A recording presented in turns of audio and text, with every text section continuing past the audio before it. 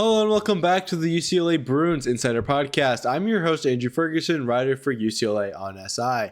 Today we're going to be taking a look at UCLA's matchup against number 15 Michigan State, things UCLA needs to do to win, and also some players on Michigan State's side who UCLA needs to figure out how to limit.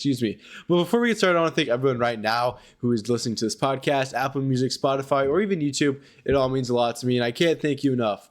But without further ado, let's hop right into it. Michigan State has been good this year. I think they were ranked as high as 10th at one point. The 20 and 5, fifth in the Big Ten. Obviously, they have a lot of players.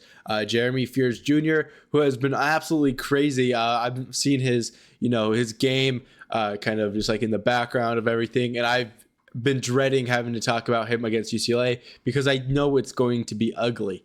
UCLA has kind of struggled against really good guards. I think Nick Dorn, Lamar Wilkerson of Indiana, players like that who could really turn things up. UCLA has struggled against teams' number one options. Again, Yaxel Lendenborg against Michigan in the 30-point loss. He was the Wolverines' leading scorer. So the point kind of being across is UCLA needs to figure out how to stop Jeremy Fears. I know we have Sky Clark back, so now it's kind of a matter of how well he is going to be able to defend. We know he's a hardworking player. He knows how to defend well, and I think it's a good matchup if Sky Clark can really get in there and, be a good perimeter defender that we know he's been all year. Fears is averaging 15.1 points and 9.2 assists. Both of those are team highs.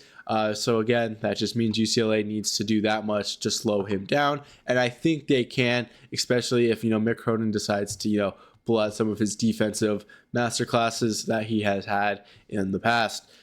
Jackson Kohler, forward for the Spartans, has been great this season. 12.5 points and 9.3 rebounds. He's also shooting 50% from the field and 40.8% from three. The three-point shooting might scare us kind of looking at it now. UCLA has been bad at defending the three ball. Michigan played very well, and we also saw that against like Indiana. Teams like that, better teams who can hit the three ball will give UCLA a lot of trouble. And Kohler has 9.3 rebounds. So again, that is something to really watch out for in this game.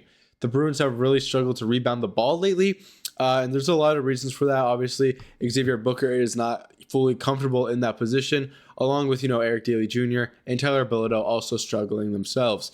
But if those three players can really figure out how to rebound the ball well, I think the Bruins will be in a great place, especially in this one, especially if, Daly Jr. or Tyler Bilodeau is able to match Kohler rebounding wise. I mean, 9.3 rebounds is hard to match, but I think the Bruins have enough riding for them to be able to accomplish this. And I have no doubt about it that the Bruins should be able to do it well and kind of, holding Kohler, to his place. He's only 6'8". So again, UCLA has a lot of players who can win that matchup just by the height alone. And that's what I like to see when looking at this matchup. I also want to take a look at Carson Cooper, 6'11", center. He's been just as good as Kohler, 7.2 rebounds, 9.9 points this season, averages 55.4% from the field. He is a proven, center who is going to be physical and give UCLA trouble. Xavier Booker is going to need to figure out how to kind of win this matchup. As we've seen, he's kind of struggled when, he's up against good centers. I think Ade Mara of Michigan, I'm blanking on Reed Bailey of Indiana. Those were two players who really gave Booker a hard time, and I really think Carson Cooper could do the exact same thing. Booker needs to play a clean basketball in this one, and I think he can, but it's kind of in the air of how much he will play in this game. Obviously, with Sky Clark back, Mick Cronin might want to run a three-guard look like he has in the past, which is Daly and Bilodeau in the front court. I think that might be what UCLA will want to play, especially if Sky Clark is able to get hot early. UCLA is going to hope to be a faster team in the paint and transition and things like that. So again, Carson Cooper, great rebounder, big man, physical, is going to give UCLA trouble in the paint. That's why UCLA needs to change their style of play and just be faster, better in transition, and really bottle everything in. Again, it will be harder than it sounds, or it's much easier said than done, obviously. But I think the Bruins can, figure something out here and really get the job done if they're, playing their best basketball. But for the Bruins side of things, there's really 3 players who I want to talk about who will make a big impact. I talked about earlier Sky Clark. Obviously, he's going to make a huge impact. Probably going to see him play a lot more minutes in this one. He played 16 in the loss to Michigan, and he went 2 for 3, scored 8 points, and really showed flashes of the player he was before injury. And that's exactly what UCLA needs right now. They need a consistent scorer who will make the 3-ball. UCLA has the top 3 3-point shooters in the Big Ten. Bilodeau, Perry, and Sky Clark himself have all really turned on the Jets when it comes to 3-point shooting. I believe Clark is shooting 49% from 3, which is, out of this world in terms of total impact. But if he's able to really, keep a balance and a consistent flow of scoring, the Bruins will be able to keep up in this game, because that is what really has set UCLA back in these, games against good opponents. Again, think Michigan. The Bruins were able to score consistently. In that second half, they scored 18 points, and that's where, the tires started to fall off the car.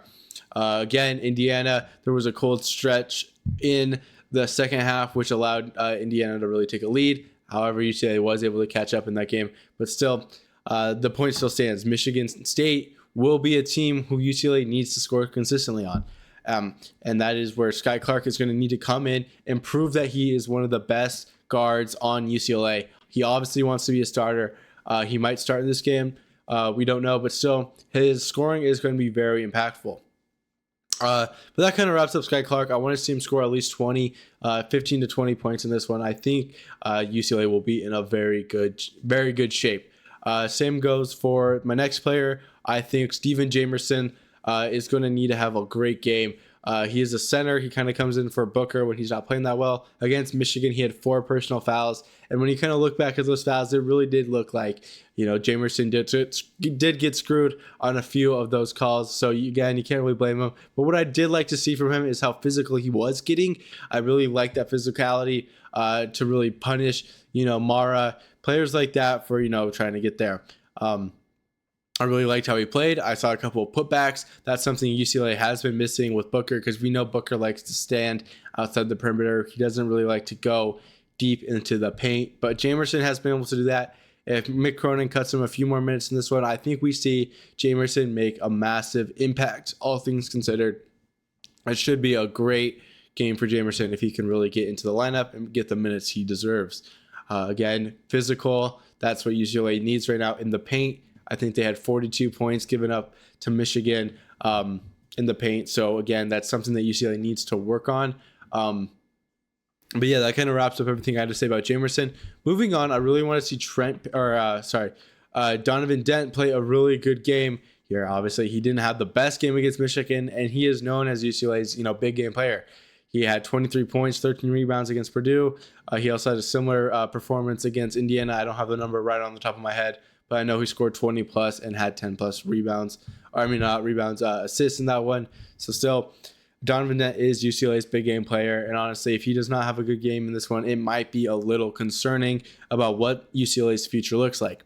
This wraps up, a away stretch for UCLA. Their next game will fall against Illinois, where that game will, kind of benchmark where UCLA really is at. Obviously, the Michigan game didn't help, but if UCLA is able to win against Michigan State and then win against Illinois, they're considered a great team. And that's why Donovan Dent needs to play some of his best basketball, because when he does, UCLA's odds of winning go up significantly.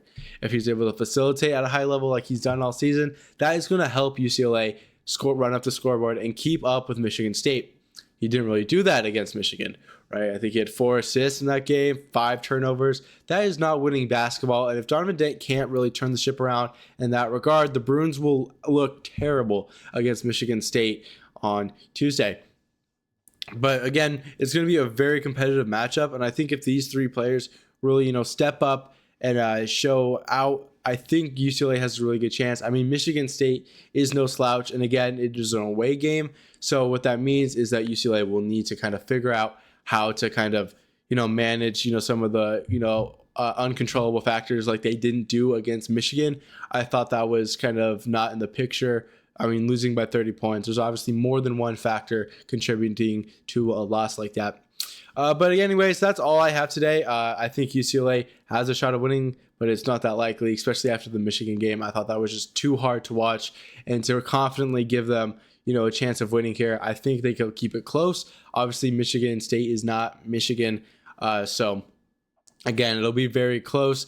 I think UCLA might still lose by 5-10 points in this one. It's not going to be a pretty game for UCLA. It's going to be gritty. It's going to be tough.